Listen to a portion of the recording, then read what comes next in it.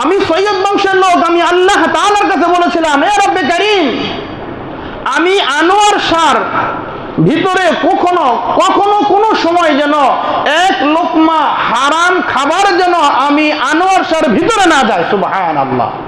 শুধু তাই নয়, আল্লাহ তাআলাকে আমি বলেছিলাম, আয় রব্বে কারীম, যদি কখনো কোনো সময় ভুলক্রমে ভুলবশত যদি আমি কোনো হারাম লোকমা আমার মুখের মধ্যে আমি দিয়ে দেই, তাহলে ওই হারাম লোকমা যেন আমার হলকুমের নিচে যেন না নামে। সুবহানাল্লাহ।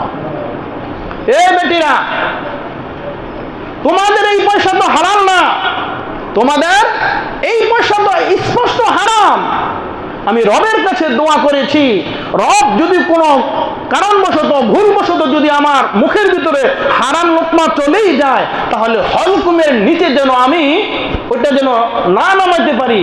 আমি বারবার এই পানকে চিবিয়ে চিবিয়ে চেষ্টা করতেছিলাম পানের রসগুলো পান করার জন্য, খেয়ে ফেলার জন্য, কিন্তু আমি একবারও ঢোক গিলতে পারি নাই, আমার হলকুমের নিচে নামাতে পারি নাই। সুতরাং তোমরা গতকালকে যে বাউল শিল্পী যে গান গেয়ে যে টাকা তোমরা উপার্জন করেছ, এটা স্পষ্ট হারাম, স্পষ্ট হারাম, স্পষ্ট হারাম। এই জন্যই আমি আনোয়ার শাহ এই আজকে তোমাদের টাকার ওই পানের বলি চিপ ওই রস আমি আনোয়ার শাহ ঢোক গিলতে পারতেছি না। কি বুঝলেন? গান যদি বাউল শিল্পীদের পালা গান যদি হালালি হইতো, ওই টাকাই যদি হালাল হইতো, তাহলে এই আনোয়ার শাহ কাশিম রহমতুল্লাহ আলাইকে তাদের এই টাকাটা হালাল কি হারাম? গান বাদ্যযন্ত্র এটা তো স্পষ্ট হারাম, কোরআন হাদিসের মাধ্যমে পেয়ে গেলেন।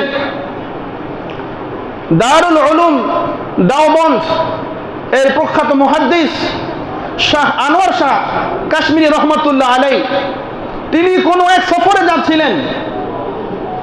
সফরে যাওয়ার সময় তার সাথে ছিল তার সাথী সঙ্গী দুই মহিলা হুজুরের ছাত্রকে ডাক দিয়েছে, বলতেছে, বাবা এদিকে আসো। বলে, এইটা দারুল উলুম মাদ্রাসার আমাদের মুহাদ্দিস সাহেব হুজুর না? কয় হ্যাঁ। বলে, হুজুরকে তো আমরা পাই না। বলো, হুজুরকে আমরা একটু মেহমানদারি করার জন্য কিছু নাস্তা আমরা কিছু কিনে দেই, যাতে হুজুর এগুলা খাবে, তাহলে মনে করবো হুজুরকে আমরা বাসায় নিয়ে মেহমানদারি করেছি। হুজুর বলতেছে, বাবা তুমি গিয়ে বলো আমি বাহিরের কিছু খাই না, যানবাহনে ট্রেনে আমি কোনো কিছু খাই না। তো ছাত্র গিয়ে বলছে, বলার পর ওই মহিলা বলতেছে যে জানি দারুল উলুম দেওবন্দের মুহাদ্দিস সাহেব পান পছন্দ করে, হুজুর যদি পান খায় তাহলে একটা পান আমি হুজুরে কিনে দিতে পারি। এবার গিয়ে ছাত্র বলছে, হুজুর আপনাকে তারা একটা পান কিনে দিতে চায়, খাবেন কি? হুজুর বলে, ঠিক আছে, পান দিতে পারে। তো পান হুজুরকে কিনে দেওয়ার পরে ছাত্র পান খুলে সুন্দর করে পরিষ্কার করে যতটুকু যা দরকার সুপারি চুন দিয়ে বাস হুজুরকে পান দিল। হুজুর পান চাবাইতেছে, পান চাবাইতে চাবাইতে রস হুজুরের মুখ ভরে গেল। পান তো মানুষ সাধারণত খেয়ে থাকে রস চিবিয়ে খাওয়ার পরে যাতে রসটা খেয়ে ফেলার জন্য। হুজুর চাইতেছে ঢোক গিলার জন্য, কিন্তু ঢোক গিলতে পারতেছেন না। হুজুর বাহিরে রসগুলো ফেলে দিলেন। আবার হুজুর পান চাবাচ্ছেন, হুজুর আবার পান চাবাইতেছেন, রসে হুজুরের আবার মুখ ভরে গেল। হুজুর আবার সেই পানের রসগুলো বাহিরে ফেলে দিলেন।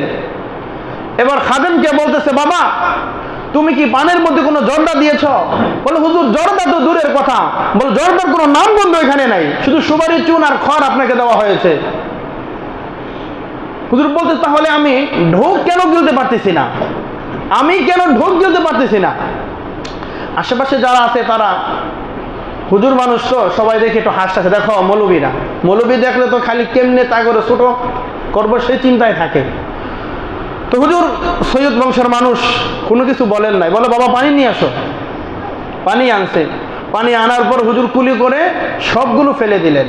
ফেলে দেওয়ার পরে এবার বলতেছে, বাবা ওই মহিলাদেরকে জিজ্ঞাসা করো তারা যে আমাদেরকে পান দিয়েছে এই পানের টাকাটা কেমন ছিল।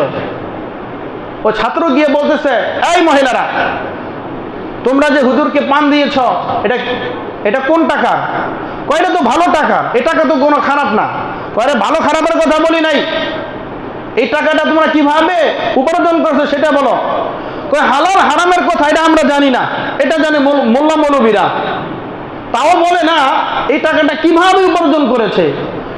বলতেছে আপনি স্পষ্টভাবে আপনি বলেন এই টাকাটা আপনি কিভাবে উপার্জন করেছেন, আর যেই টাকা দিয়ে আপনি হুজুরকে পান কিনে দিলেন।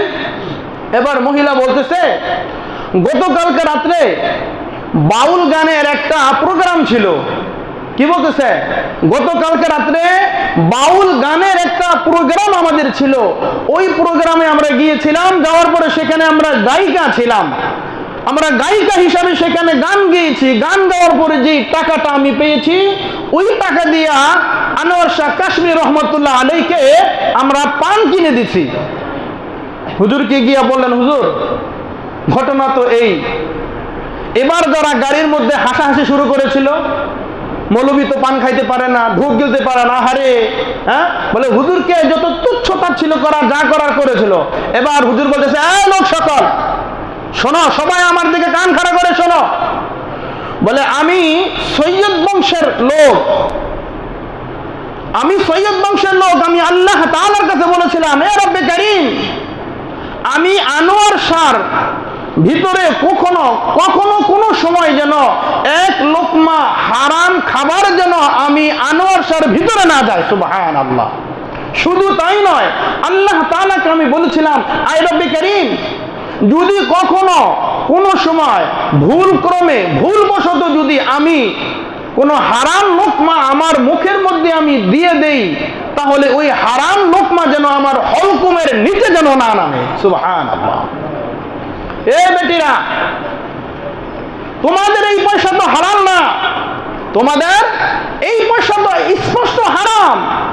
আমি রবের কাছে দোয়া করেছি, রব যদি কোনো কারণবশত ভুলবশত যদি আমার মুখের ভিতরে হারাম লোকমা চলেই যায়, তাহলে হলকুমের নিচে যেন আমি ওইটা যেন না নামাইতে পারি।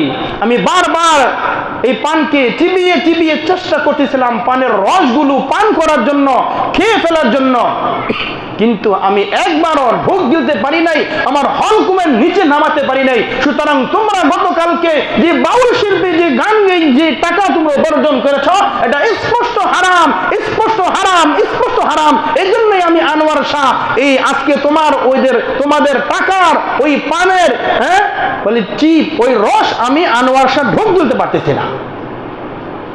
কি বুঝলেন? গান যদি বাউল শিল্পীদের পালা গান যদি হালালি হইতো, ওই টাকাই যদি হালাল হইতো, তাহলে এই আনোয়ার শাহ কাশ্মীর রহমতুল্লাহ আলাইকে যদি একটা কথা অনিচ্ছাকৃতভাবে শুনতেন, অনিচ্ছায় যাইতেছে, অনিচ্ছায় একটা আওয়াজ কোন একটা কথা যদি শুনে 40 বছর পর্যন্ত মনে থাকতো। সুবহানাল্লাহ। আর যদি কখনো পড়তেন সেটা আর জীবনে কখনো বলতেন না। এক লাইব্রেরিতে গিয়েছেন, বলছে এই কিতাবটা দেওয়া যাবে? বলে কিতাব দেওয়ার অনুমতি নাই, কিন্তু পড়ার অনুমতি আছে। আনোয়ার শাহ কাশ্মীর রহমতুল্লাহ আলাইহি শুরু থেকে শেষ পর্যন্ত কিতাবটা নিয়ে একবার পড়েছে। আইসা হুবাহুব ওই কিতাব লেখা কপি করা পাঠাইছে যে জনাব আপনার এই কিতাবের মধ্যে অমুক জায়গায় অমুক পৃষ্ঠার মধ্যে একটা ভুল আছে, এই পুরা কপি আপনাকে লেখা আরেকটা কিতাব পাঠাই দিলাম। এই ছিল আনোয়ার শাহ কাশ্মীর রহমতুল্লাহ আলাইহি, যার মাকাম, যার শ্রেষ্ঠত্ব বর্ণনা করে শেষ করতে আমরা পারবো না। তাহলে স্পষ্ট বোঝা গেল সূরা লোকমানের 6 নম্বর আয়াতে কারিমার দ্বারা গান স্পষ্ট হারাম। হাদিস নববীর মাধ্যমে স্পষ্ট বোঝা গেল গান বাজনা বাদ্য যন্ত্র এগুলো সবগুলো স্পষ্ট হারাম। এবং যারা এই বাউল শিল্পী, যারা গায়ক গায়িকা, যারা এই সকল গান গেয়ে যারা তারা টাকা উপার্জন করে, তাদের এই উপার্জন এটাও স্পষ্ট হারাম। রবের কাছে এর হিসাব দিতে হবে।